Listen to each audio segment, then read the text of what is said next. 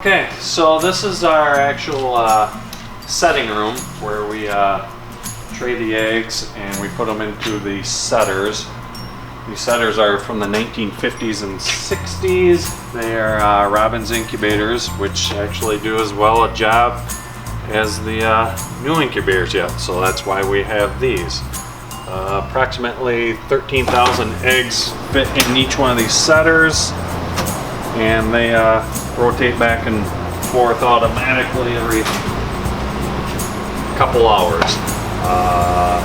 Eggs have to be rotated to hatch or the embryo gets stuck in the shell. So we always got to make sure it's turning. We have a fail-safe little method. We have a little counter on the side that we write down every 3 days just to make sure that they are turning back and forth. The tags in the front indicate the breed, which IP would be isopollets, and they are going to hatch on December 4. So there's actually, these are multi-stage incubators, so different weeks go in we have 3 different weeks in a machine at one time.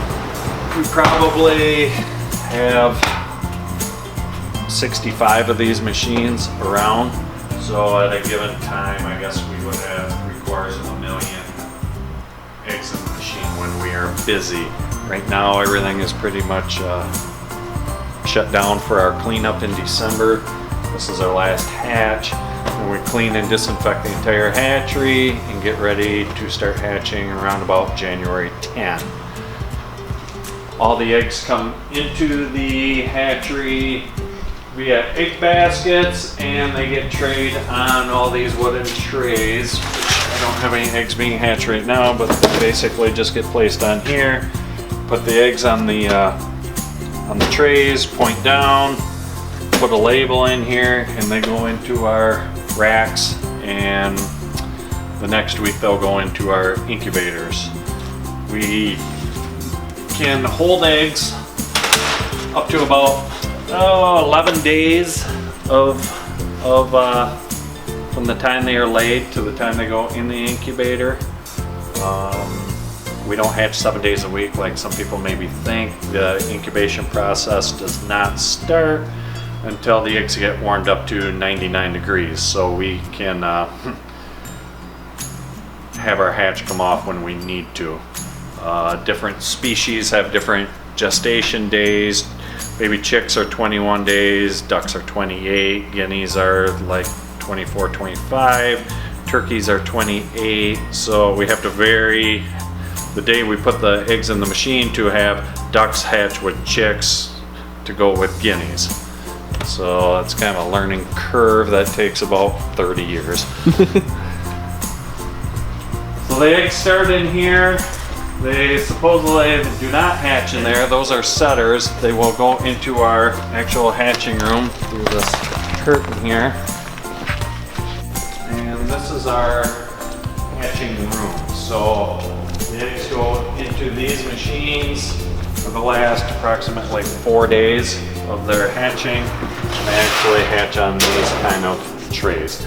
The last 4 days they don't have to be turned, so that's why we can put them in here, and they are in a sealed container so they don't jump out.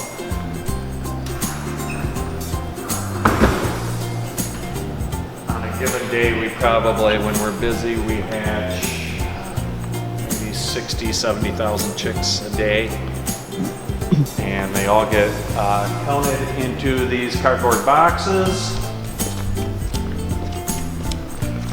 And these boxes have different hole structures.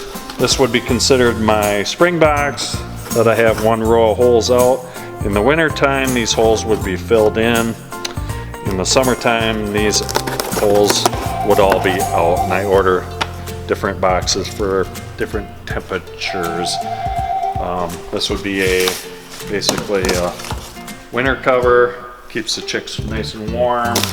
This would be a summer cover we would use maybe when it hits about 70 degrees. And it also depends on where I'm shipping to. If I'm shipping to Florida, they'll get a summer cover even if it's 40 degrees here. We also can put heat packs in if it's extremely cold. And I also have wraps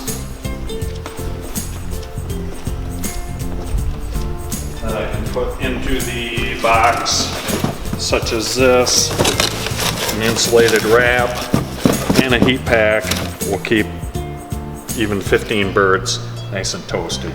And the heat packs will last 40 hours, so by the time the customer receives their chicks, they are nice and toasty. All the chicks get pulled and they come into this room with all the different breeds that get placed here. And then I have a team of workers who will feather sex the birds if some people want males and or females.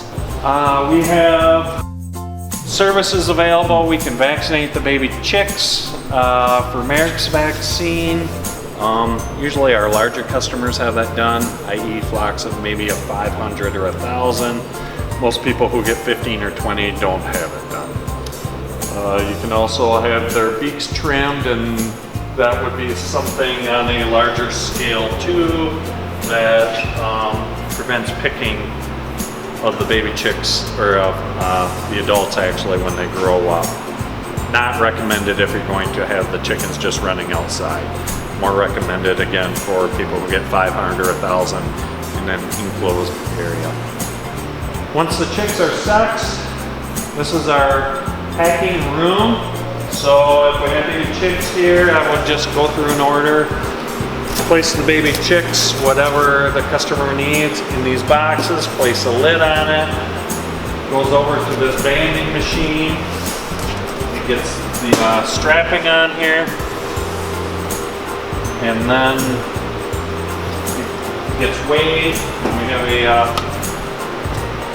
we have a code that we type into the screen. We have our actual USPS monitor here, so I buy the postage online, prints off the postage, gets slapped on the cover, banded, place it on a cart, and the US Post Office comes here with a big box truck 3 times a day and directly picks up the baby chicks. And that is a brief tour of our indoor facility here at Town Line. We also have a facility across the road that has more incubators that we truck eggs back and forth. And it's a calm before the storm right now. It will be very busy and we'll have some good footage in 1 month.